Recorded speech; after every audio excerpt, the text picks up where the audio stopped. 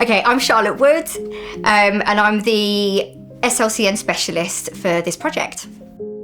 I thought it was a great initiative because it develops two areas. It develops the knowledge and expertise of the teachers and the artists around SLCN, around identification and what helps children, what hinders them. But it also explores the power of creativity and performance arts in schools, and how skill sharing can occur between artists and teachers. So I'm Jenny, and I am a writer and a movement specialist, I think is what I'd like to call myself. And I've written, I also write for the stage, and I love working with performers of all ages, but I really like combining the physical with the written. I'm Susie Bradshaw. I'm assistant head here at Hillbrook Junior School, and I'm also the English lead.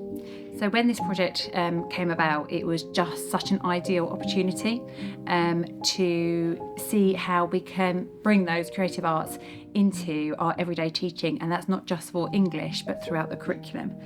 My name is Sharon, and I am a performer, facilitator and technician, and my role within the Create, Speak, Thrive project is that I am an artist.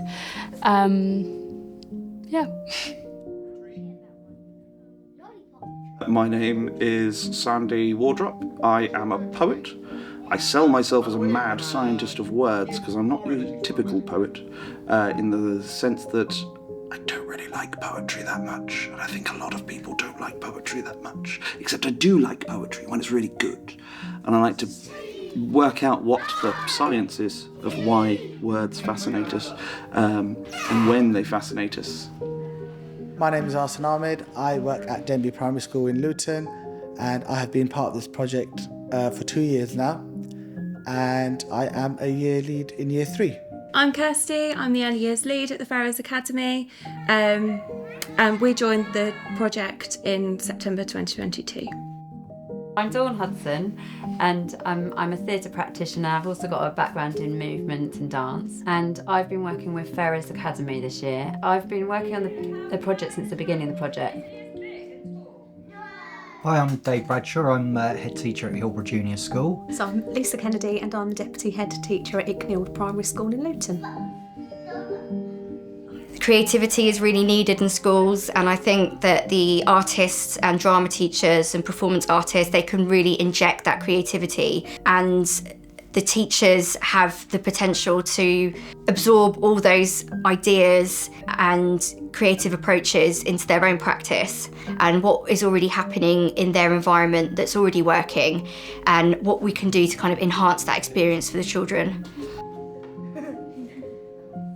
Morning, boys and girls.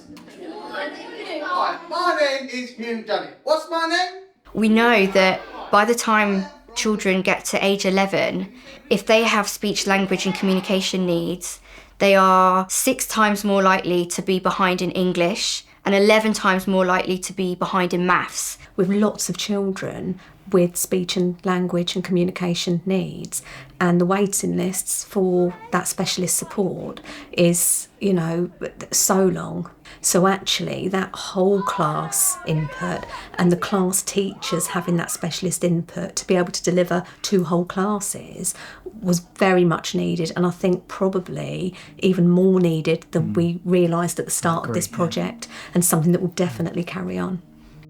Having differences and needs around speech, language and communication not only has an impact on children's self-esteem, their mental health, but it also has an impact on their academic achievements and their sense of success in the school environment.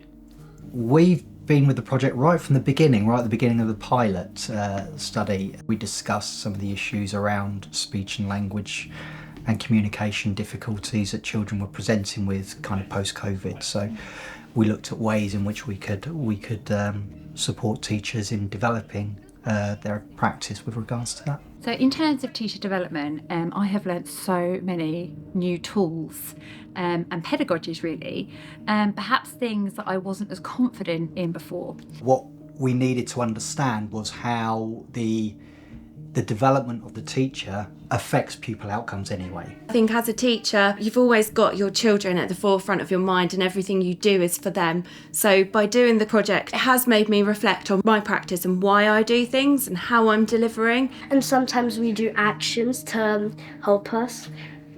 For example, we done mischievously and we're like mischievously. And like that really helps me. I think it helps other children as well to spell it. It was definitely pushing me outside of my comfort zone. I think as a teacher, especially when it comes to drama, I always go to my safe kind of pedagogies, but having the artists in over the last couple of years has just shown me different ways to engage children, different ways to be creative, and different ways to get the children just really, really enjoying their learning.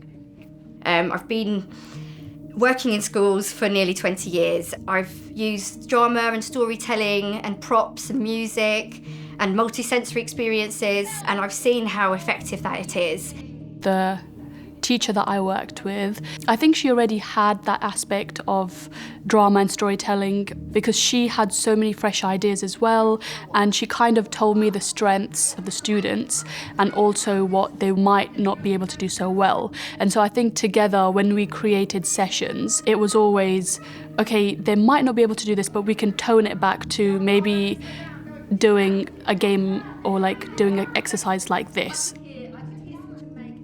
I think the biggest thing for me as an artist, particularly a facilitator going to schools, was learning that the children don't need to get it right for them to have a fantastic learning experience. I tell you, it's been really fun. It's been really challenging because I know that the goal is not just come in and entertain some kids for an hour and then whether or not it sticks, it doesn't matter. There's continuity to this. Having come in and done workshops over a day or a couple of days, you can see the short-term impact, but to see the real benefits of ongoing work with children, you need time. And I think we live in a society quite often where we expect instant results. People take time, and what I've loved with this project is it's given us time. As teachers, we've had a chance to focus in on something, try something, come back, but it's kept it at the forefront of our mind. And rather than it just being a one-off thing, a lot of these techniques have become embedded actually in my practice without me even thinking about it. And the other thing with the 2-year project is that I'm able to build on what we were doing last year. Anything that didn't succeed as well, or anything that did succeed, we're able to expand, but with the same teacher. And that's been really great to see. Having something that has longevity allows you to reflect deeper, and it allows more impact in what you do. You just naturally are getting it embedded within your practice. I think a lot of creative people know the benefits of creativity, but very rarely get to see it over such a long period and quite how deep the results can be. And I think that's been a real breath of fresh air, maybe for some of the teachers involved, that we can try this, and if it doesn't work, we'll try something else, and we'll see where that takes us. And that's just been a totally different approach, but I think something that's been really successful. I think added to that is don't be afraid to allow for time, let the process work, and don't expect miracles in a few weeks. It takes time to develop kind of a practice like this that's going to be embedded within the school. I think the project has so much potential to move forward.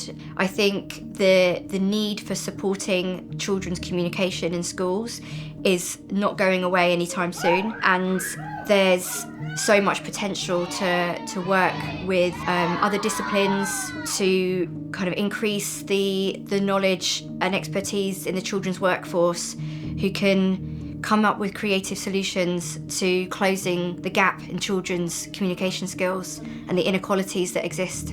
This project means a lot to me because it's an inquiry-led, critical thought process of going, what's the good that's being done here?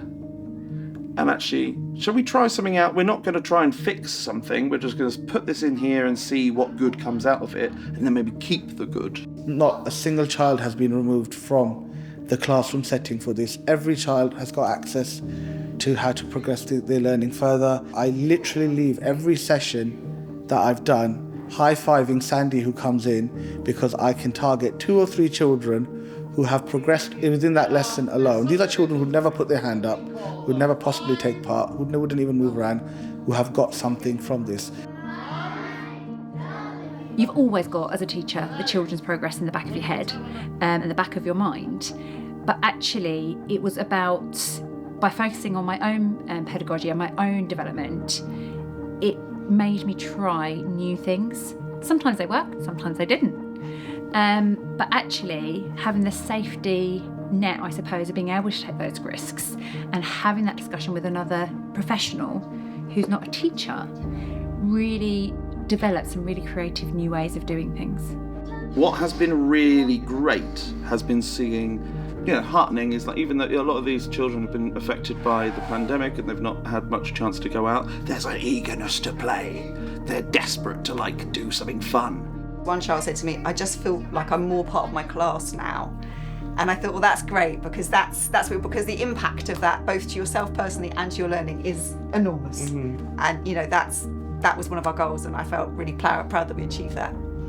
They've got some children who find retention really difficult, and they've been amazing because they've been some of the best. And there's a couple of children who have really achieved some success where they haven't achieved that much success before.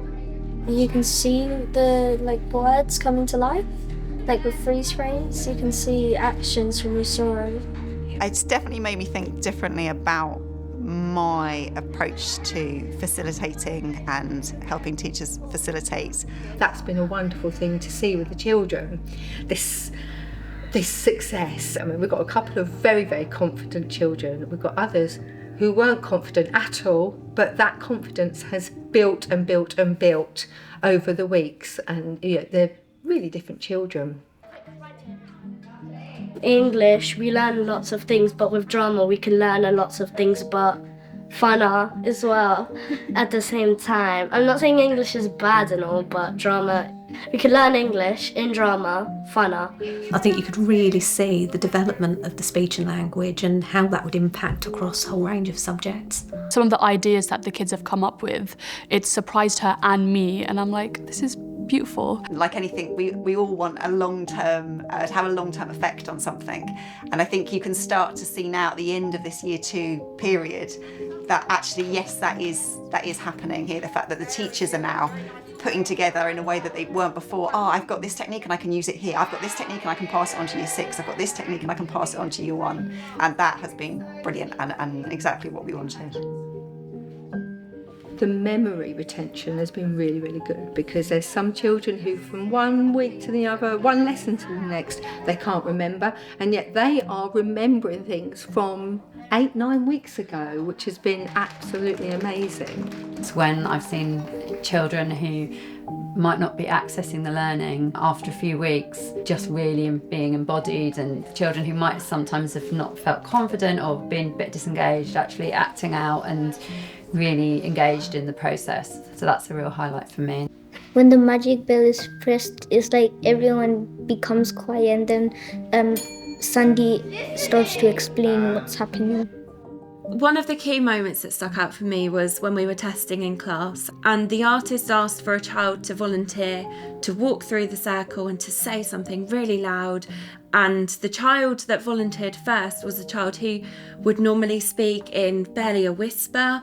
They would never put up their hand to volunteer anything, but they walked through the circle in this booming voice, and that for me was like the eye-opener of, oh, this does work.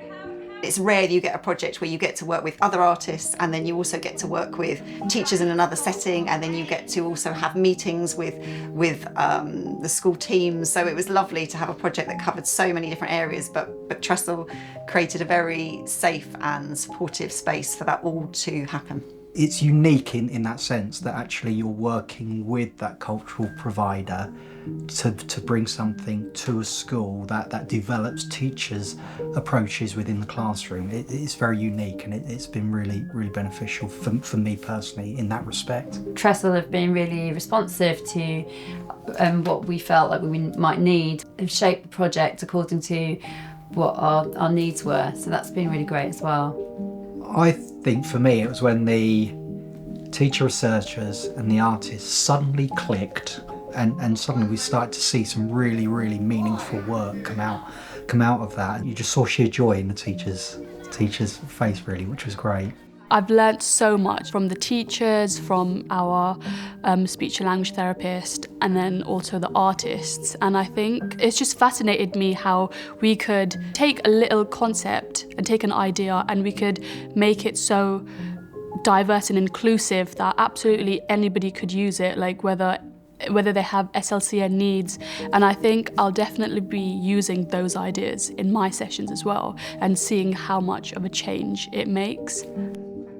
Last week we did a little bit of drama where we were imagining that we were this character, and we used a lot of the build-up, so some of the vocabulary work that we've done about the bricks and what it would feel like, and their writing was really, really good, much better than what I've ever seen before. So I think that all of that shows that what we're doing is paying off and that the children are gaining from it.